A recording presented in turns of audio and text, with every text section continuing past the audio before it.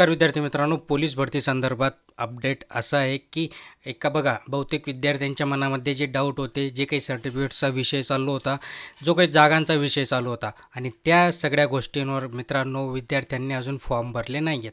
आपण बोललो होतो की 25 तारखेनंतर डेट वाढेल, बरोबर. तर 25 तारखेनंतर जी काही 31 मार्च डेट होती ती 31 मार्च त्यांनी वाढवून 15 एप्रिल केली. आता 15 एप्रिल नंतर पण वाढणार का?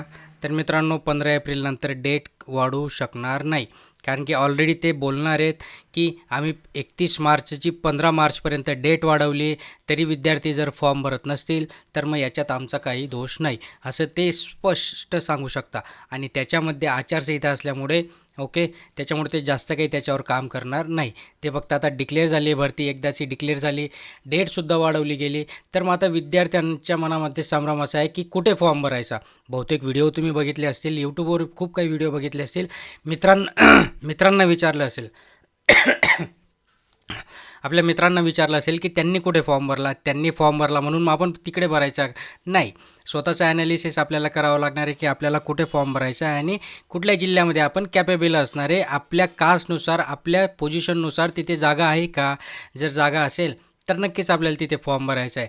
मग जिकडे जास्त जागा तिकडे फॉर्म भरला तर असं नसतं मित्रांनो. जिकडे जास्त जागा तिकडे विद्यार्थी पण जास्त जागांसाठी धावत असतात, कारण की ज्याप्रमाणे आपण विचार करतो त्याप्रमाणे इतर विद्यार्थी देखील विचार करत आहेत. इट्स ए ह्युमन सायकॉलॉजी, कारण की ह्युमन सायकॉलॉजी ऑल ओव्हर वर्ल्डमध्ये सारखीच असते. त्याच्यामुळे जर जास्त जागा असतील तर जास्त जागा ऑफकोर्स तिथे जास्त फॉर्मसुद्धा येतील. मग जर तुमच्या जिल्ह्यामध्ये जर तुम्हाला जागा मिळत असेल तर नक्की फॉर्म भरा.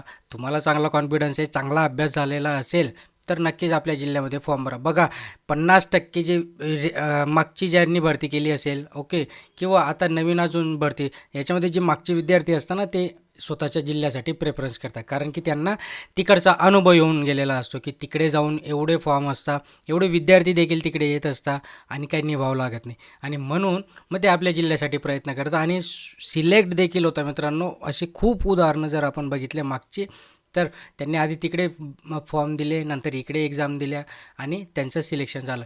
त्याच्यामुळे तुम्ही स्वतःचा विचार करा, स्वतः तुम्ही कुठे कॅपेबल बसणार आहे, कुठे तुमचा निभाव लागणार आहे, कुठे तुमच्या अभ्यासाची दिशा ठरणार आहे.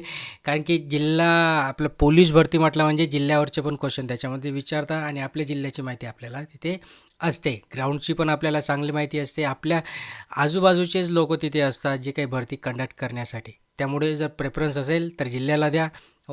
जर तुम्हाला वाटत असेल की इतर जिल्ह्यांमध्ये जास्त जागा आहे तर नक्कीच जा, बट लवकर फॉर्म भरून घ्या. धन्यवाद.